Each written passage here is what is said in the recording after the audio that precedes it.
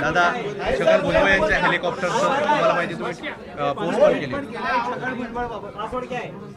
छगन भुजबळ साहेब महाराष्ट्राचे मोठे नेते आहेत व त्याच्याचबरोबर इतरही नेते विमानाने व त्याच्याचबरोबर हेलिकॉप्टरली प्रवास करत असतात. आणि आजच आपण बघितलं असेल की ज्या ठिकाणी खरं तर भुजबळ साहेबांचं हेलिकॉप्टर लँड व्हायला पाहिजे होतं त्या लोकेशनला ते न होता एका पार्किंग लॉटमध्ये तिथं केलं गेलं.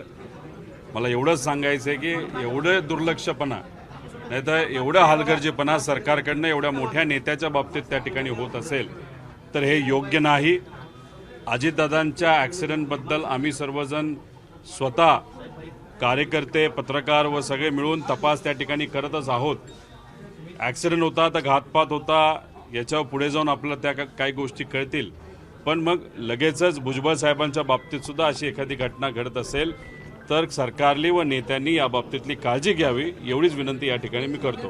खरात प्रकरणात बीडहून एक हेल्पलाईनवर एक मेसेज केला आहे आणि तक्रार करण्यात आली की सुनित्रा वहिनी यांना चाकणकरांकडून धोका आहे, त्यांच्या जीवाला धोका असल्याचं बोललं गेलं. आता पोलीस तपास करतात. नाही, त्याचा तपास त्या ठिकाणी करावा लागतो.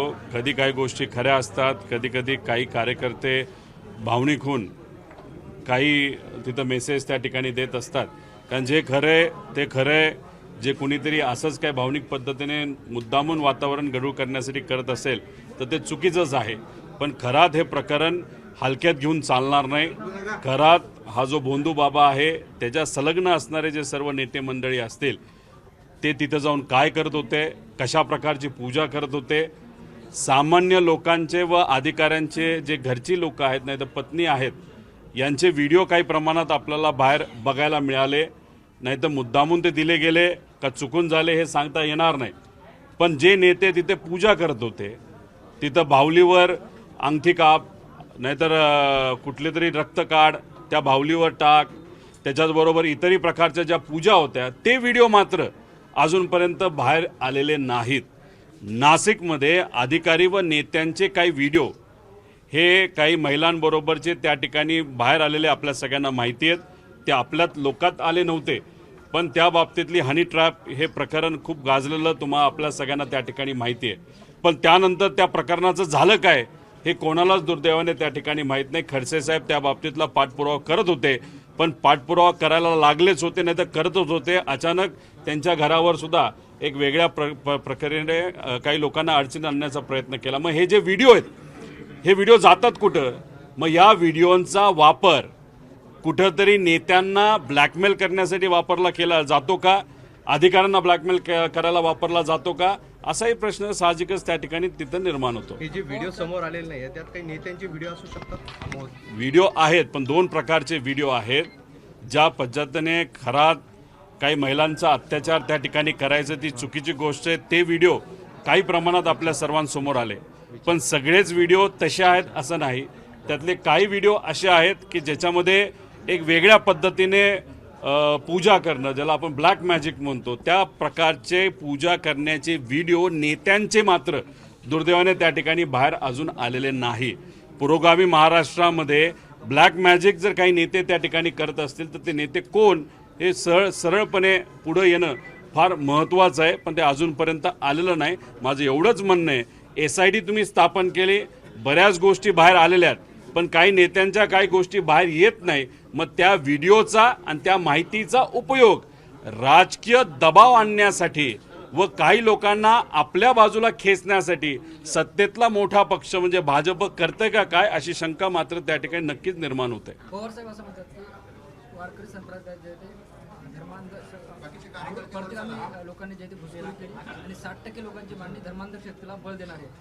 बघा, एक गोष्ट तुम्ही समजून घ्या, संतांचा विचार आणि महामानवांचा विचार हा समतेच्या बाजूली होता.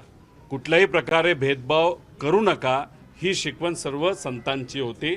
आणि वारकरी संप्रदायाला खऱ्या अर्थाने या महाराष्ट्राला एकता, समानता, बंधुभाव याची शक्ती त्या ठिकाणी दिलेली आहे. पण आज काही राजकीय लोक आणि राजकीय पक्ष व त्या राजकीय पक्षाला ताकद देणाऱ्या काही संघटना, त्या संघटनातली काही लोक जी प्रतिगामी विचाराची आहे ते मात्र वारकरी संप्रदाय व त्या परिसरामध्ये संक्रमण करत आहेत हे आपल्या सगळ्यांना त्या ठिकाणी माहिती आहे. त्याच्याचबरोबर तुम्ही जर बघितलं असेल तर महाराष्ट्राच्या बाहेरचे नेते काही तिथं गुरुवर्य लोक जे आहेत ते इथं येऊन संतांच्या विरोधात त्या ठिकाणी बोलतात. त्याचा विरोध आपण करतो, पण हे प्रतिगामी विचाराची लोक मात्र त्या ठिकाणी मूठ गिळून शांत बसतात. त्याच्याबरोबर एकनाथ महाराज असतील, तुकोबाराया असतील, ह्या सर्व लोकांवर काही लोक तिथं बोललेले आहेत. वारकरी संप्रदायावर सुद्धा हल्ला करणारे आणि लाठीचार्ज करणारे हेच ते त्या ठिकाणी लोक आहेत जे आज पवार साहेबांवर त्या ठिकाणी टीका करत आहेत. त्यामुळे पवार साहेबांनी जे काय त्या ठिकाणी बोललेलं आहे ही खरी वस्तुस्थिती आज आहे.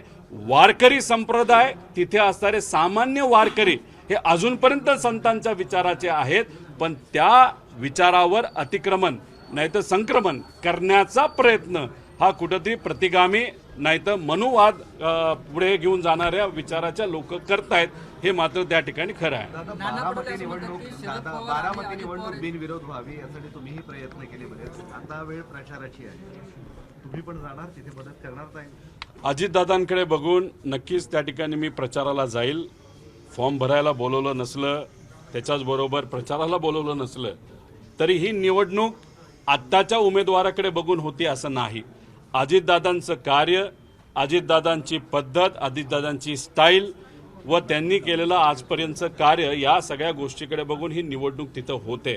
त्यामुळे आमच्या सगळ्यांचा प्रयत्न असेल की जी कुठली लीड अजितदादांना मिळायची तिथून तशाच प्रकारची लीड आत्ता सुनेत्रा काकींना त्या ठिकाणी मिळावी. त्यामुळे बोलवलं नाहीतर नाही बोलवलं तरीसुद्धा दादांकडे बघून काही कार्यकर्त्यांच्या इच्छेसाठी व आमची स्वतःची इच्छा असल्यामुळे तिथं जाऊन नक्कीच त्या ठिकाणी आम्ही प्रचार करू. तुम्ही आता बोलताना असं म्हटलं की आत्ताच्या उमेदवाराकडे बघून ही निवडणूक होत नाही, याचा अर्थ काय घ्यायचा? याचा अर्थ वेगळा काय घ्यायचा? म्हणजे तुम्ही याच्यात राजकारण आणू नका. खरे ते आम्ही त्या ठिकाणी सांगतोय. जे काय आज तिथं उमेदवार जे माघार घेतलेले आहेत आणि बहुतांश स्थानिक लोकांनी माघार हे दादांकडे बघून त्या ठिकाणी घेतलेलं आहे. तिथले उमेदवार हे नक्कीच त्या परिवारातले असले तरी दादांनी केलेल्या कार्याकडे बघूनच त्या ठिकाणी तिथं मतदान हे मिळणार आहे. कारण का सामाजिक क्षेत्रामध्ये खूप वर्षाचं काम असलं तरी राजकीय क्षेत्राचा अनुभव नसल्यामुळे शेवटी राजकीय क्षेत्रामध्ये एखाद्या व्यक्तीचा जर प्रवेश होत असेल तर त्यांच्या आधीच्या व्यक्तीने नाहीतर नातलग आले नाहीतर त्यांचे जे नातेसंबंध असणारे व्यक्ती दुर्दैवाने त्या ठिकाणी नसल्यामुळे तिथं पोटनिवडणूक जेव्हा होते तेव्हा ज्या व्यक्तीने तिथं कार्य केलंय, ज्याचं तिथं कर्तृत्व आहे त्या व्यक्तीकडेच बघून आत्ताच्या उमेदवाराला त्या ठिकाणी मतदान होणार आहे. यात खोटं कुठं काय आहे हे खरं आहे ते फक्त आम्ही इथं बोलून दाखवतो. महात्मा फुलेंचा खानावळी येथे एक कार्यक्रम झाला, गव्हर्नमेंट ऑफ महाराष्ट्राचा कार्यक्रम होता. स्थानिक खासदार सुप्रिया सुळे आहे, बोलवलं नाही, सांगितलं नाही, स्टेजवर बोलवलं नाही, पत्रिकेत नाव नव्हतं, त्यामुळे तुमच्या कार्यकर्त्यांनी याचा निषेध व्यक्त केला आणि मुख्यमंत्र्यांनी स्पष्टीकरण द्यावं, आम्हाला डावलताय का असा सवाल केला जातो. माझं तर मत आहे की सरकारकडनं स्पष्टीकरण मागायचं कशाला. एक तर महामानवांचा जो विचार होता, ज्यासाठी त्यांनी त्या ठिकाणी संघर्ष केला, हाच विचार कुठंतरी हे सरकार विसरलेलं हे अनेक वेळा त्या ठिकाणी आपण सर्वांनी बघितलेलं आहे. मग जे सरकार महामानवांचा विचारच पुढे घेऊन जात नाही, फक्त कुठंतरी एखाद्या महामंडळाला नाव द्यायचं, विविध समाजाची महामंडळं काढायची, त्याच्यावर राजकीय पोळी भाजायची, हे काम करणाऱ्या सरकारला विचारण्यापेक्षा तिथं सुप्रियाताई ह्या स्वतः महात्मा फुलेंचं कार्य, त्यांनी केलेलं समाजकारण व या देशाला या राज्याला दिलेली दिशा या त्याच्यासमोर त्या सर्व विचाराच्या समोर नतमस्तक होण्यासाठी सुप्रियाताई त्या ठिकाणी गेल्या होत्या.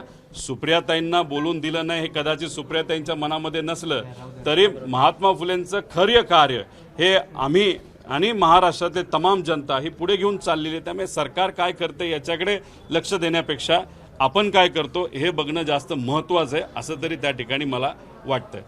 अजितदादा आणि शरद पवार एकत्रच होते, दोन्ही राष्ट्रवादी एकच आहेत. उद्या शरद पवार सुनेच्या प्रचाराला जातील असं नाना पटोले म्हणतात. नाना पटोले साहेब कुठल्या हेतूतून बोलले नाही तर कुठल्या शब्दात बोलले हे मी त्या ठिकाणी ऐकलं नाही, पण कदाचित त्यांना हे माहिती असावं की हे दोन्ही पक्ष एकत्रित येणार होते आणि विलिनीकरणाची गोष्ट सामान्य लोकांपासून पण नेत्यांपर्यंत काही वेगळी त्या ठिकाणी लपून राहिलेली नाही. त्या हेतूतून कदाचित ते त्या ठिकाणी बोलले असतील. साहेब प्रचाराला जातील नाही जातील हे मला माहीत नाही, कारण शेवटी प्रचार वेगळ्या वेगळ्या पद्धतीचा तिथं असतो. पवार साहेबांनी आत्तापर्यंत जे काही वक्तव्य केलेले आहेत त्याच्यामुळे नक्कीच तिथं असणाऱ्या मतदारांमध्ये संदेश गेलेला आहे की अजितदादांकडे बघून त्यांच्या अजितदादांच्या पक्षातून ज्या उमेदवार त्या ठिकाणी उभे आहेत सुनित्रा काकी, त्यांना चांगलं मतदान द्या हे पवार साहेबांनी प्रत्यक्ष अप्रत्यक्ष बोलून त्या ठिकाणी दिलेलं आहे. त्यामुळे तसं बघितलं त्याला तुम्ही जर प्रचार म्हणत असाल तर हो, प्रचार सुरू झालेला आहे. तुम्ही सतत असा उल्लेख चौकशी दरम्यान देखील म्हणतोय, तिथं देखील भविष्यवाणी करताना तिथं माझं मरण इथंच आहे. खरं तर धक्कादायक मुलं. एक तर आम्ही सातत्याने त्या ठिकाणी बोलतो, एक तर खराताच्या विरोधात आम्ही आहोत, त्याच्यावर कारवाई त्या ठिकाणी झाली पाहिजे. ज्या विचाराने तो काम करत होता आणि ज्या पद्धतीने महिलांवर अत्याचार केला, कडक कारवाई खरातावर तिथं झाली पाहिजे. पण खराताला इतक्या गोष्टी माहिती आहेत, इतक्या नेत्यांची नावं माहिती आहेत, काय काय गोष्टी कशा कशा केल्या हे त्यांना तिथं माहिती आहे. 27 जानेवारी, 28 जानेवारी, 29 जानेवारी या 3 महत्त्वाच्या दिवशी, कारण का 28 जानेवारी दादांचा त्या ठिकाणी अपघातात मृत्यू झाला, या 3 दिवसामध्ये त्याच्या बँक अकाउंटमध्ये एवढी मोठी उलाढाल झाली कशी, एवढे ट्रान्झॅक्शन आले कसे, त्याच्याबरोबर कोण नेता कशासाठी तिथं येत होता, कुठला हेतू देऊन त्या ठिकाणी पूजा करत होता, ह्या सगळ्या गोष्टी खराताला माहिती असल्यामुळे आम्हाला असं वाटतं की उद्या जाऊन त्याला आत्महत्या केली असं दाखवलं जाईल, नाही तर एन्काउंटरमध्ये त्याला मारलं जाईल, हे मात्र त्या ठिकाणी ही भीती आम्हाला वाटते.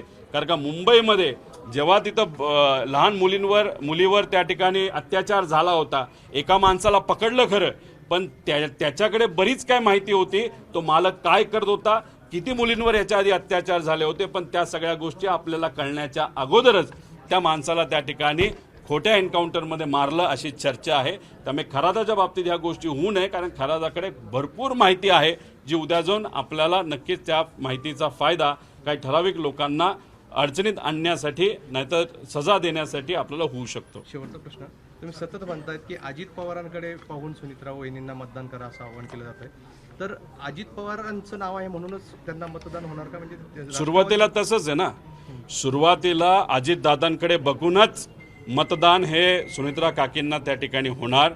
आम्ही जेव्हा इलेक्शनसाठी पहिल्यांदा उभं राहिलो होतो तेव्हा रोहित पवारकडे बघून मतदान झालं नव्हतं, पवार साहेबांकडे आणि अजितदादांकडे बघून मतदान त्या ठिकाणी झालं होतं. आता मी इतर स्पष्टीकरण त्या ठिकाणी दिलेलं आहे. तुम्ही जाऊन उमेदवाराला पण विचारलं तर उमेदवार सुद्धा अशाच पद्धतीने त्या ठिकाणी उत्तर देतील, नाहीतर त्यांच्याबरोबर असणारे त्यांचे नेते नाहीतर परिवारातल्या लोकांना सुद्धा हा प्रश्न तुम्ही विचारला तर ते हेच सांगतील, दादांमुळेच पहिल्यांदा त्या ठिकाणी मतदान होणार आणि एकदा निवडून आल्यानंतर शेवटी कर्तृत्व हे बोलत असतं आणि त्यानंतर जी मतदान होत असतात ते तिथं असणाऱ्या लोकप्रतिनिधीच्या कर्तृत्वावर नाही तर केलेल्या कामावर हे मतदान होत असतं. रोहित सर, हिंदी में नेशनल के लिए छगन भुजबल के हेलीकॉप्टर लैंडिंग को लेकर आपने सवाल उठाए, क्यों उठाए? देखो भुजबल साहब बड़े नेता है, वो मंत्री है, लैंडिंग करते वक्त जहाँ पे लैंडिंग होना चाहिए या जहाँ पे हेलीपैड है जो वो लोकेशन है वो छोड़ के कोई और जगह पे, वो भी पार्किंग लॉट में अगर वहाँ पे वो लैंडिंग होता है हेलीकॉप्टर का, तो डेफिनेटली कहाँ ना कहाँ तो भी कुछ तो गलत वहाँ पे हुआ है. अजित दादा के केस में क्या हुआ, कैसे हुआ, ये तो सब जन को मालूम है क्योंकि उस बारे में हम वहाँ पे फॉलोअप कर रहे हैं.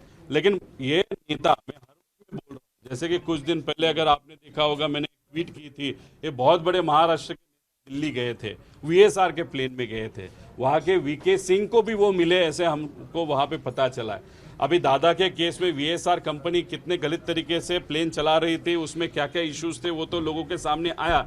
लेकिन अभी भी अगर ये सरकार वहाँ पे होशियार नहीं हो रही, अगर रूल्स एंड रेगुलेशन वहाँ पे देख नहीं रही, वहाँ पे अगर जो प्रिपेयर्डनेस होना चाहिए नेता ट्रैवल करने के पहले वो अगर वहाँ पे इस सरकार के माध्यम से किया नहीं जा रहा, तो ये सरकार कुछ भी दादा के एक्सीडेंट से सीखी नहीं, ऐसे हम सबको वहाँ पे बोलना पड़ेगा. इसलिए आगे जाके नेता हो या कोई भी ट्रैवल करने से पहले जो भी प्रोटोकॉल है वो प्रोटोकॉल फॉलो करने की वहाँ पे जरूरत है. बॉम्बे हाईकोर्ट ने जो है सरकार को लाड़की बहन योजना पे फटकार लगाई है, कहा है अगर आपके पास फंड नहीं है तो योजना रोक दो.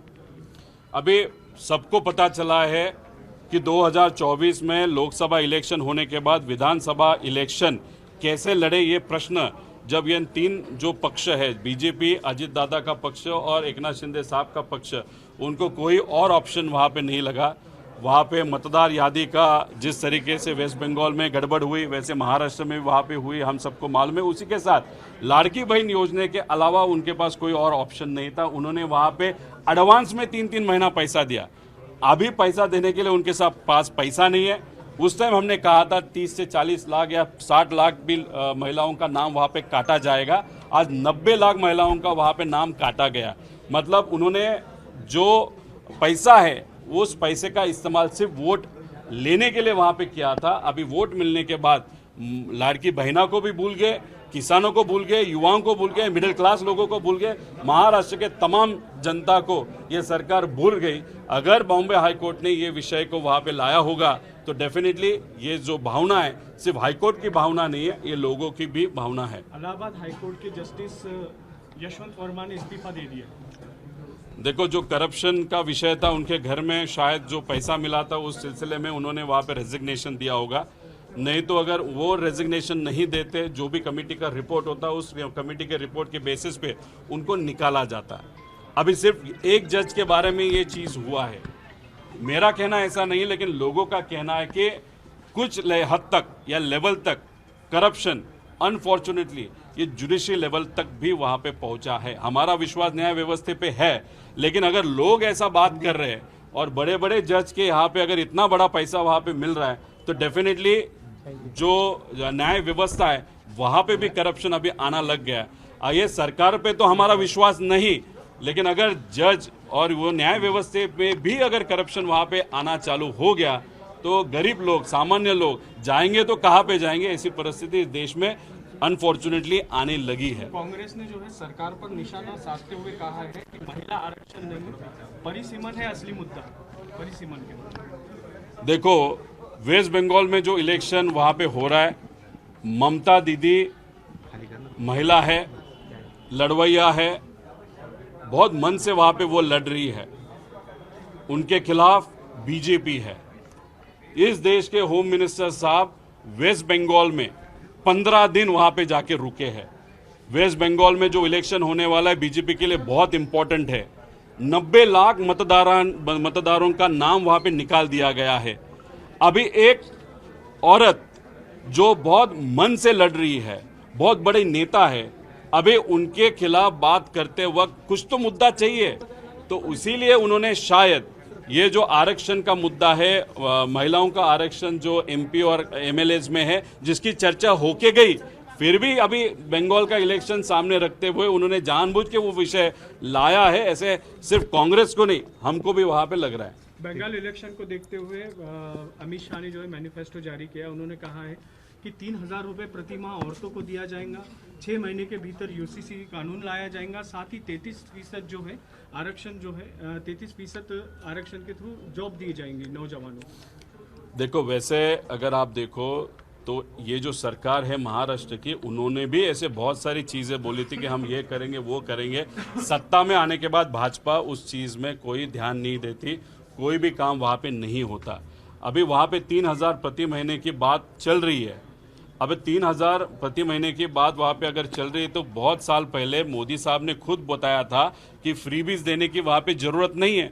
अभी फ्रीबीज अगर आप चालू हो रहे हो तो दैट मीन्स आपका जो क्लीन एडमिनिस्ट्रेशन, क्लीन गवर्नेंस, विकास, ये मुद्दे अभी बाजू को होने लगे हैं। इसीलिए ये जो खिलाफत है या ये जो फ्रीबीज है वो सामने लाते हुए कैसे भी हालत में, और उसी के साथ इलेक्शन कमीशन को मैनेज करते हुए, इलेक्शन कमीशन का ट्वीट आपने देखा कि नहीं देखा मालूम नहीं, इलेक्शन कमीशन ने पर्पजली टीएमसी को टारगेट किया। उन्होंने ट्वीट में टीएमसी का नाम लिखा और 90 लाख वोटर्स वहां पे कम कर दिए। मतलब इतनी बड़ी शक्ति ये ममता दीदी के खिलाफ बीजेपी वहां पे लगा रही है। कुछ भी करे वहां पे सत्ता सिर्फ और सिर्फ टीएमसी और मित्र पक्ष कांग्रेस, ये जो है सब पक्ष मिलके वहां पे सत्ता आएगी, ऐसे हम सबको लगता है। एबीपी माझा, उघडा डोळे बघा नीट।